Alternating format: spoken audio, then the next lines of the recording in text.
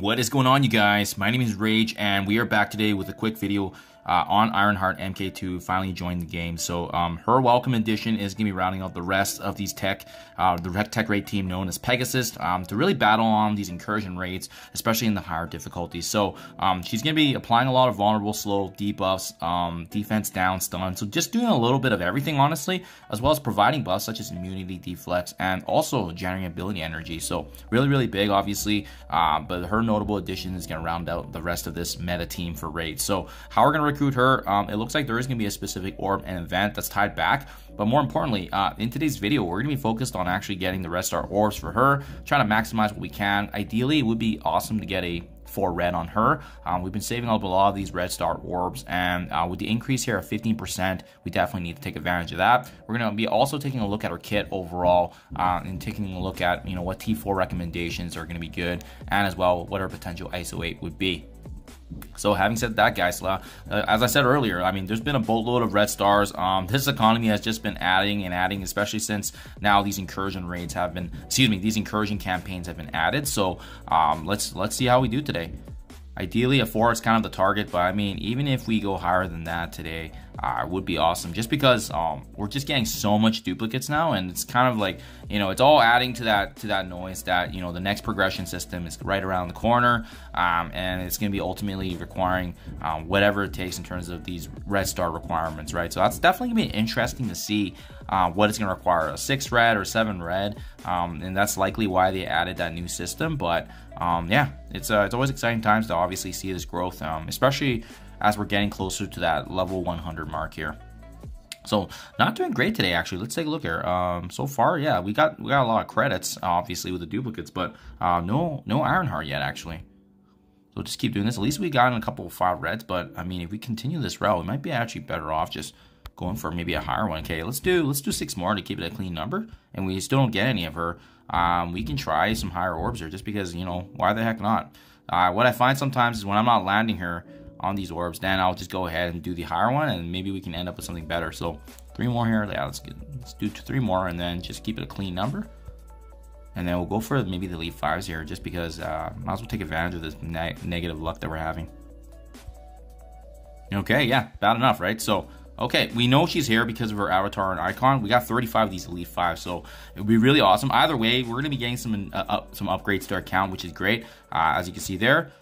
And this is always nice to utilize, just because no matter what, if there's going to be upgrades to our roster, that's always going to be helpful. If it's duplicates, either way, it's going to get added somewhere.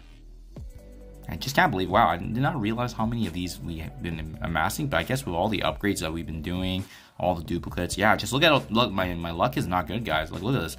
We have that extra 15%, but these are some pretty terrible odds. The fact that we haven't got a single one of Ironheart. I know she's in here because we can see my fellow alliance mate, Pitfall, getting that 6 red on her, right? So she's definitely in here somewhere. So we'll just have to keep going. Just have to keep trucking along here. Right, okay, come on.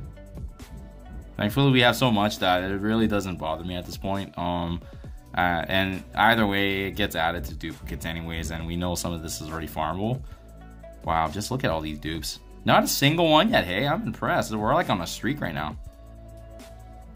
Maybe we gotta elevate this to a 6, but this terrible luck might actually carry forward. So that's the only thing. Okay, come on. Still nothing, eh? Yeah, just not wanting to play ball with us today, guys. Not wanting to play ball. This is probably one of the longest streaks I've had. Wow, my goodness. Okay. Well, how are we doing? How are we doing for orbs? We got 20 of the elite 5s. 9 of the elite 6s. Yeah, I don't know. I'm gonna keep trying here with the 5s. I don't know what's going on today. Just like very bad luck. We've never seen it this terrible, but you know what? Maybe that's why it's gonna. There we go. Finally landing it. But was it worth all the pain, guys? My goodness, that was a lot of credits. I think we opened up close to 40 orbs, close to 30-40 orbs just to get the 5 on her. Okay, got that at least. We're not gonna even get the 5 yellow on her, which is ironic. But okay, now let's take a look at her kit. Being that tech controller for the Pegasus team, she's really going to be involved in kind of managing the enemy waves with their support capabilities, and that includes a boatload of debuffs, but as well being able to manage that from a team level. So Mark II repulsors, applying vulnerable up to a maximum 3 times, and as well prolonging the duration of negative effects. So it's kind of similar to Spider-Man Symbiote's special, where those negative conditions do get extended. Defense down also gets applied. Immunity also gets added to the team if you have the full team. But what I really like is defense down lasting for 2 turns. And if you were to T4 this, it extends the duration of all negative effects by 1. Does exclude ability block and stun, obviously, just to prevent this ability from being too overpowered. But really like the usage of it. And this is a basic ability. It's definitely stacked. For that reason, the T4 here really makes sense, just because it includes all durations.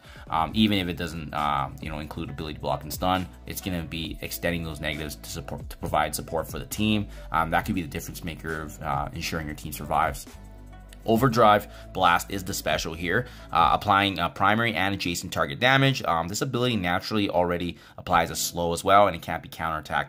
Defense down is also going to get applied to the secondary targets, and primary, again, this ability applying immunity. So every time we're focused on the enemy, giving immunity to ourselves, which is huge. The immunity does last for a couple more turns, so 2 turns at level 5. Defense down also lasting 2 turns. And if you're going to T4 this ability, only do so if you are bringing this character up into the raids, because if you're using them just outside, it doesn't really make sense because of the trauma lasting for full 2 turns, which prevents the enemies from even able to cleanse this. So this is huge. Absolutely would recommend T4ing this if you're bringing her in as a raid character. Otherwise, saving the materials until that is built up. But we know with the next difficulty of incursion raids, this is gonna be the go-to team for tech nodes especially. The ultimate, Engineered Salvo. So with this ability, attacking all enemies as well, once again applying slow, similar to the special, but also a mix of the a synergy mix of the basic, right? This prolongs the duration of all positive effects on self by 1 up to a maximum of 5 times, and also with this attack, gaining additional focus for each enemy with vulnerable. So this is obviously going to stack with the number of vulnerables. A stun is also added to this. There's also a cleanse in terms of stripping away positive buffs from the enemy. Once again, immunity. Each and every one of her ability adds immunity, which is huge.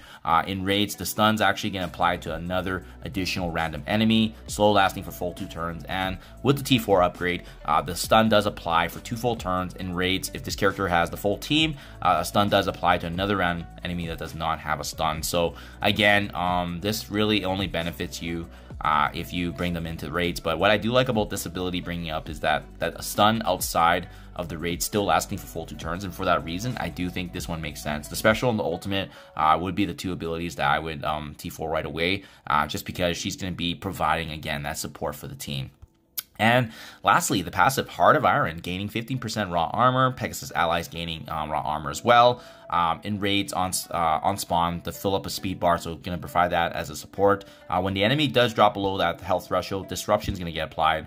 Armor is also lowered for enemies with vulnerable, so every time we apply that around, it's going to be huge. Deflex going to get added, and as well generating ability energy, so as long as we have the full team, and a raw increase of the 50% armor. So this is going to allow the ability to reuse and funnel their abilities, obviously, with this generating of ability energy. And lastly, if you were to T4 this, the disruption does last for 2 full turns at that 50% threshold, and another raw 15%. I mean, this ability just makes the most sense to provide raw support for the team, makes them all tankier, and that disruption for 2 full turns can absolutely disrupt an enemy. And for that reason, guys, I think each and every one of her abilities is definitely worth T4ing. Her kit just works so well together. She could arguably be, honestly, the second or third most important character after Kestro and Iron Man Infinity War. So these 3 are definitely going to be the core of the team, synergizing the rest. But having said that, guys, what Iso-8 makes sense. I mean, there's a couple that come to mind. Keep in mind, her naturally applying vulnerables means that she can, she can pivot a bit and actually utilize a striker. So that way, she's doing a mix of both, right? Applying vulnerable as well as stacking with the Iso-8 striker. But with the number of debuffs that she is applying as well, if you have her in lower stars, it may not make sense to do that.